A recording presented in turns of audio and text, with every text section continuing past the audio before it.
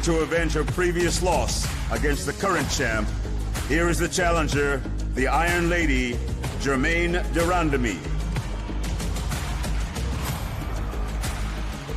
And now, welcome the best female mixed martial artist on the planet. Building her resume as the greatest of all time, riding a 9-fight win streak, here is the 2-weight world champion, the Lioness, Amanda Nunes. Next up, the UFC featherweight world title matchup. In an island turf war between Australia and Hawaii, a fast-rising star, undefeated in the UFC, with an incredible 17-fight win streak. Here is Alexander the Great Volkanovski.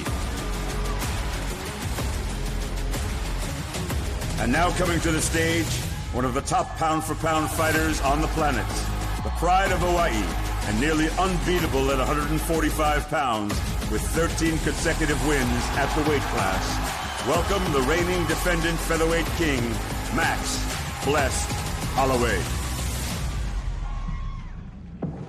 And in the UFC 245 headliner, tensions will boil over on the collision course for welterweight supremacy.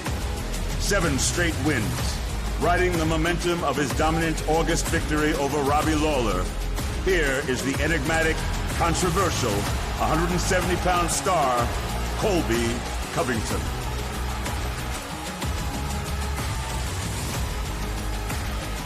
Making the final walk at UFC 245 will be the newly crowned welterweight title holder, a wrestling powerhouse, winner of 14 straight bouts, the Nigerian Nightmare, Kamaru Usman.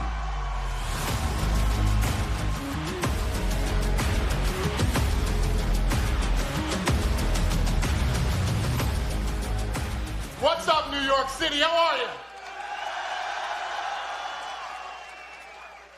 Who's got the first question?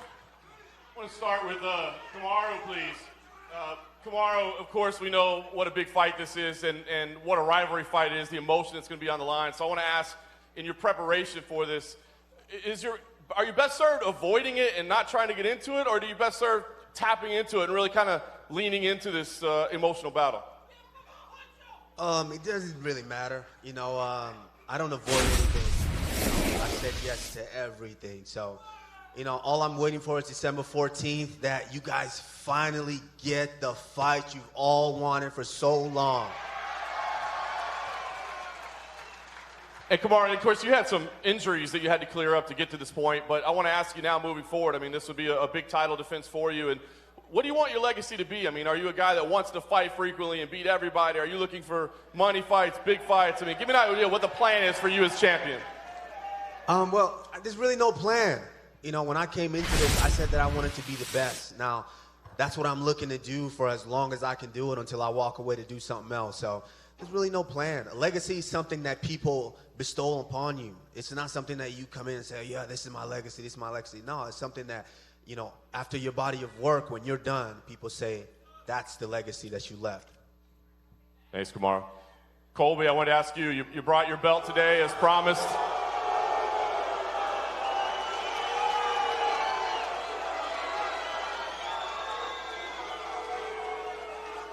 How are you viewing this fight? I mean, is this a title defense for you? Is it a title unification fight? I mean, how do we build this properly for you? Everybody knows this is my second title defense.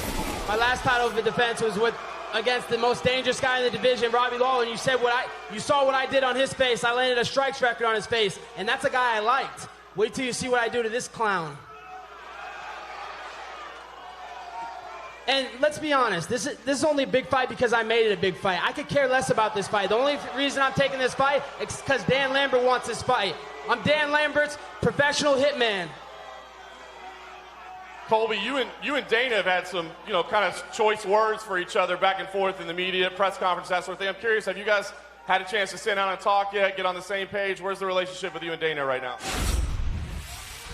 Dana will see December 14th who the face of the UFC is. You know, he recognizes business. He knows I do good business. He will see December 14th why Marty Fake Newsman's even relevant right now. No one cares about him. The only reason he's relevant is because he attaches his name to mine. December 14th, only on pay-per-view. I'm detaching this little clown from my coattails.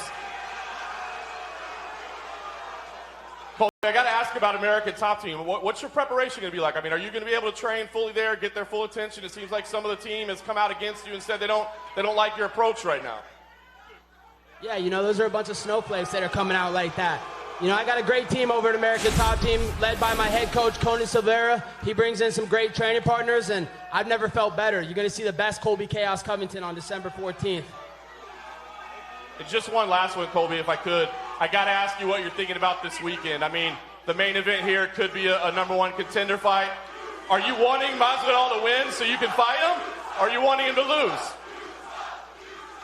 You know, I want to be the one to end the hype of the broken mediocre fighter championship this weekend. We all know it's a journeyman championship. They're both 50-50 in the last couple years. They win one fight, lose one fight. So I would absolutely love to get my hands on Masvidal. But let me tell you one thing. Win, lose, or draw tomorrow night for Masvidal, I will get locked in a cage and not go to jail for beating his ass, because he's said some things in the media, and now it needs to be settled, because if I beat him up on the streets, he's not going to have anybody to pay his medical bills.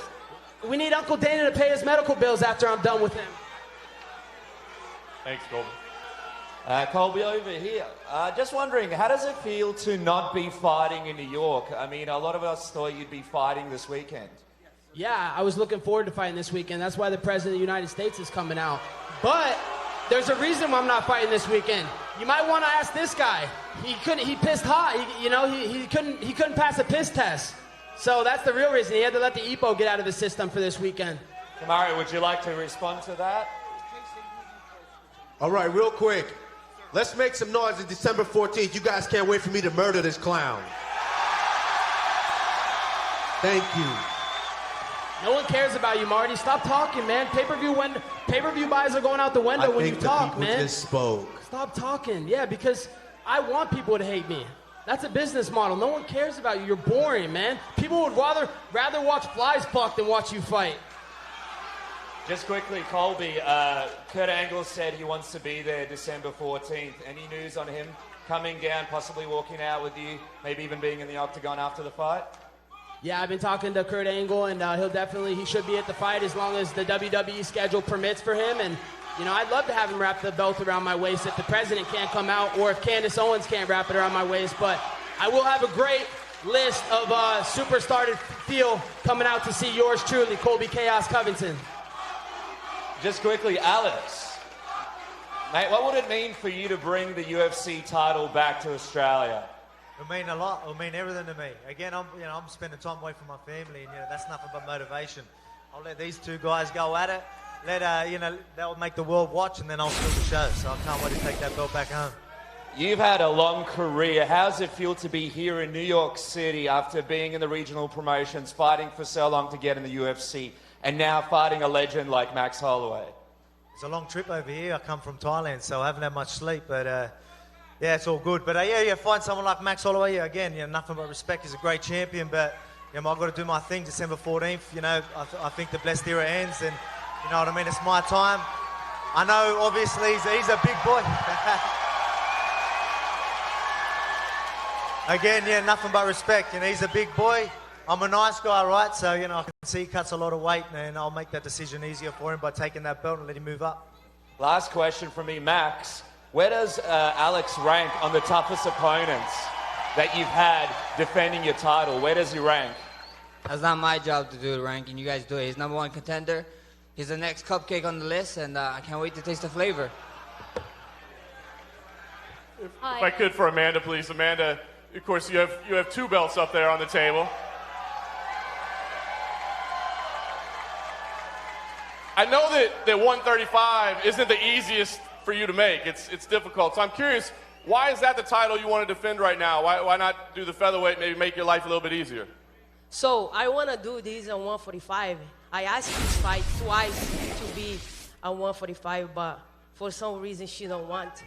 And after back and forth with UFC, and then we decided, I talked to my coach, I discussed with my wife, and then said, you know what, if we keep fight to make this happen at 145, we never is gonna fight. Let's do this at 135. I'm gonna go down again.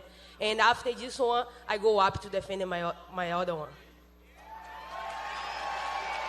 So I'm curious, I mean, you already have some history with her already, but to have to go through that process that she doesn't want to take it at that division, what do you think of her now as a challenger? I mean, is she deserving of a shot at you right now? You know, like, I feel like she deserves, you know. She just beat the number one contender. I forgot her name. Little forgot, I'm sorry. But, you know, she's the next one. I respect her a lot. You know, she evolved a lot.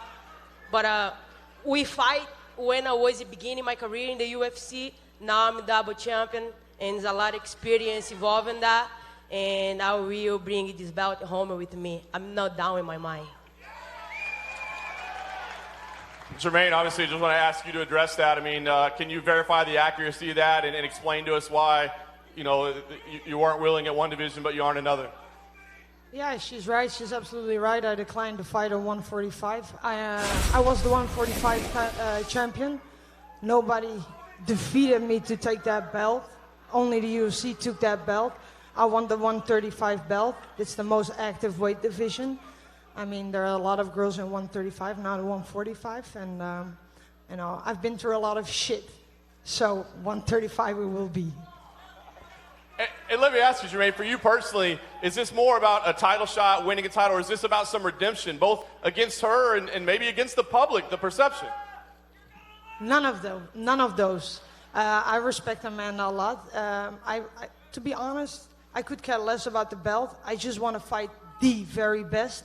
And I have the utmost respect for Amanda. And I believe she is the very, very best at this moment. And I will bring it to her.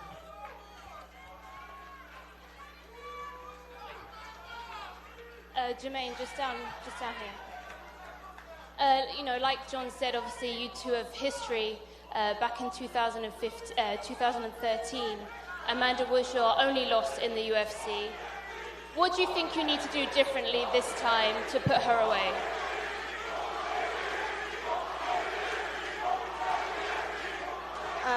The difference is 6 years.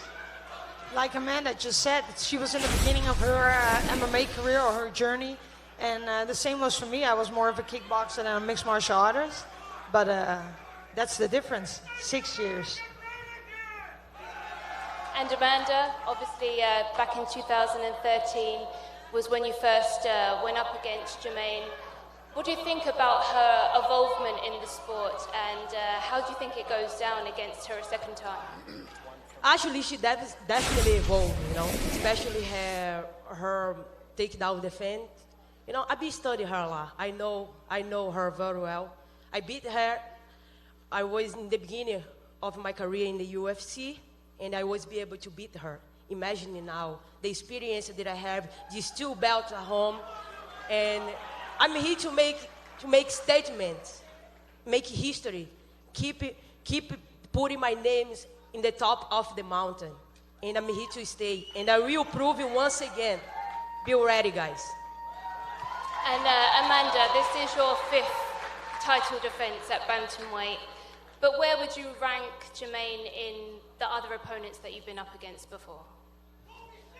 Jermaine is a very good striker, you know. Actually, if you don't play her game, she don't have any chance against you. And I'm gonna make her play my game, and the fight's gonna play around the way I want, and I have all the advantage against her. Who has the next question? Go Over ahead. here. It's actually for you. Here.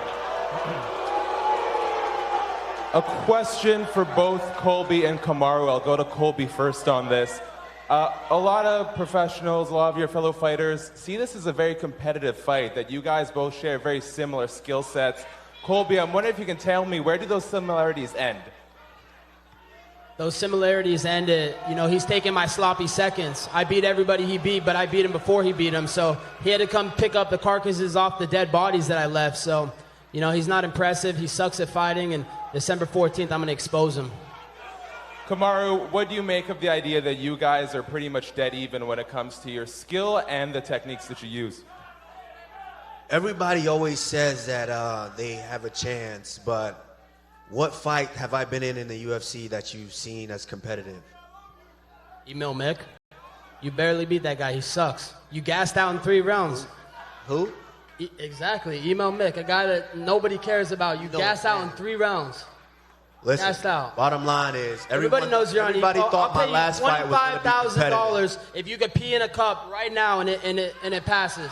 Put your money up. I will. I'll put it up right now. Bring it out. Pull it up. I'll put it up right now. 25 grand. Is the money sitting in your private jet? It is, buddy.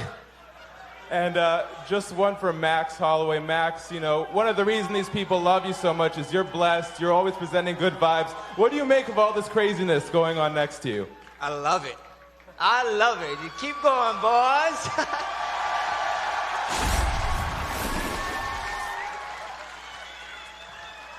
Go ahead. Dana, I want to ask you about Germaine. Obviously, you know, when the title was taken from her a few years ago, did you expect her to eventually work her way back to this position? Does it surprise you at all that she's here fighting for a belt again? No, she's one of the best in the world. Has been for a long time. Not just in this sport, but you know, in combat sports in general. So no, not surprised at all. And Max is saying there, I know he wants a UFC Hawaii event. I know you guys were out there watching a show together recently. Is there anything you can tell us about getting that closer? No, there's literally zero. Zero. Okay, and one for Kamaru. What do you make of this insinuation from Colby that, you know, you're on steroids, you can't, you know, piss in a cup clean, all that stuff? They all say that, you know, with the way I'm beating guys, they all say that, but it is what it is. December 14th, there will be a beheading, and everyone will see it and watch it live. That's not a very good explanation, buddy. You sound like you're stuttering over there. You okay? I know you gave Glenn a heart attack for all those years you were ducking me, so don't worry, he'll be watching from hell on December 14th. First of all, can you even read? I went to D1 scrub, you went to D2. Good joke. Not. Colby, I did want to follow up on that. Why do you feel this way about Kamaru? Like, you know, why are you bringing these sort of topics up? Everybody knows the Black Zillions team is notorious for doing steroids. You know, Anthony Johnson, Rashad Evans, all the guys over there. Alistair over when he was over there. You know, I have inside information that, you know, he was doing EPO for a couple years, and that's just that. That's a fact, you know. He has no good response. He can't even defend himself, so I think it's pretty clear he's on steroids. But it's not going to make a difference because when I get my hands on him, he will melt.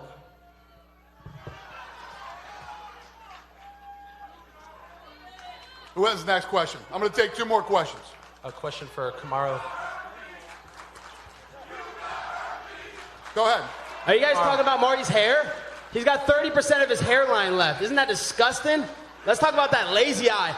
Donald Trump's putting all the people in America back to work. Let's switch it up. Unemployment's at an all-time low. Let's switch it up. Put that lazy eye back to work. Shut up. Let me talk. Shut up. No one wants to hear you talk. They came for me, buddy. Come on, bro. Don't talk, man. No one wants to hear you talk. Every time you talk, a pay-per-view goes out the window. Shut up. No one wants to hear you talk, bro. You're boring. No one gives a fuck about you. No one gives a shit, man. Not even your daddy, but don't worry. I'm going to be your daddy on December 14th. Next. Kamaru, for you, so he gave his reason as to why he thinks this fight didn't happen tomorrow. Why, from your perspective, is this fight not happening tomorrow?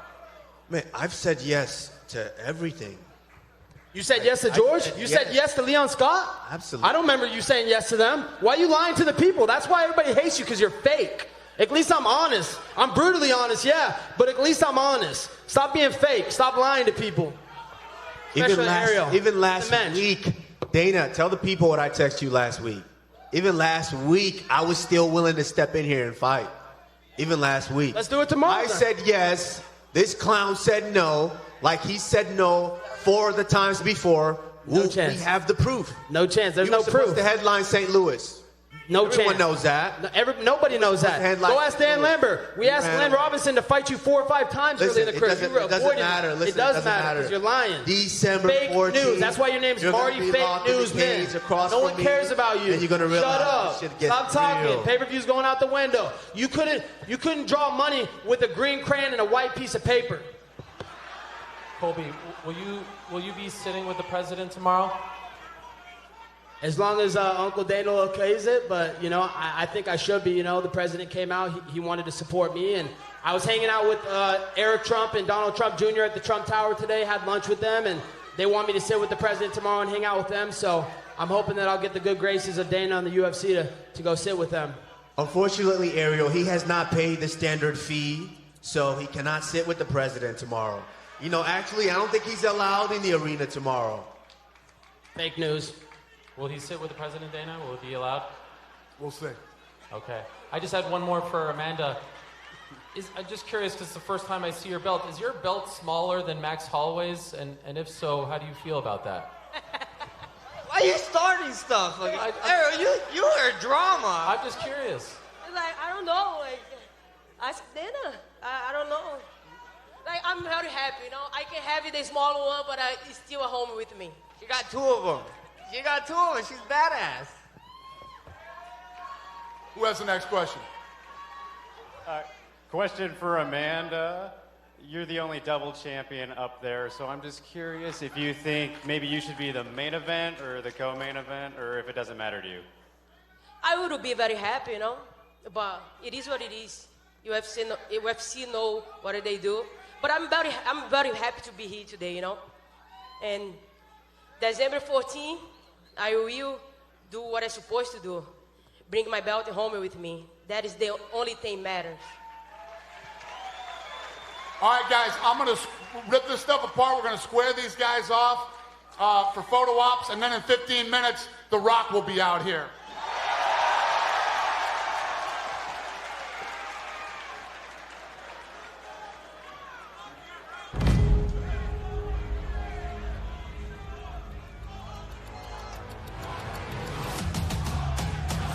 They all got something to say. Better get out of my way. We do it all in a day. Tell them that we're not the same. Feel like a million this. Watching my back for that deviousness. I see him watching my moves all the time, so this here is like really a million hits. Go for the takedown. Levels to this, not the same now. Taking them out, better stay down. Been giving them balls like a playground, oh yeah. And you're gonna know my name. Make them all go insane. Smile at you haters, just stack up this paper, cause me and them not the same. I got a monster inside of me. I got a monster inside. Don't wanna see all that side of me. Really, there's nowhere to hide. I've been an animal. I see the fear in your eyes. Move like a cannibal. Yeah, I'm ready to rise.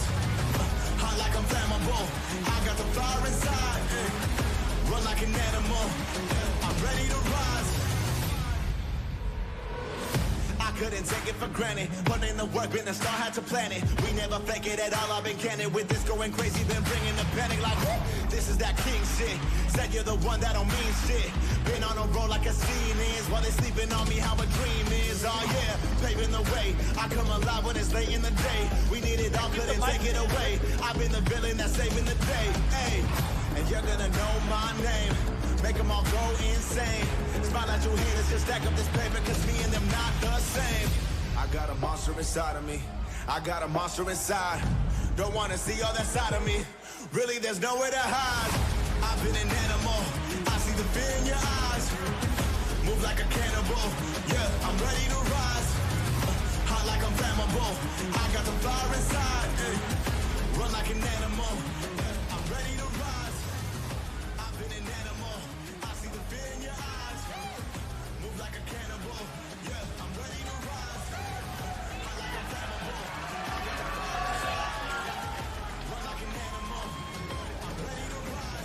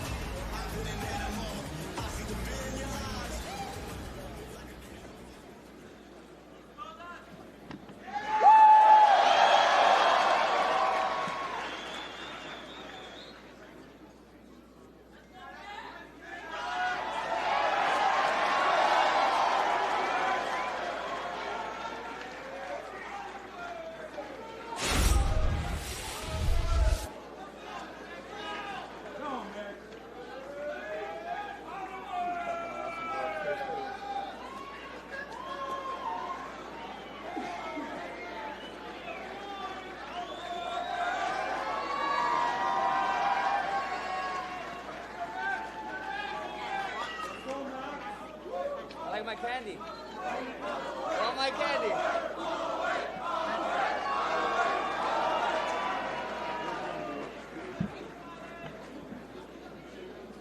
Come on, boys.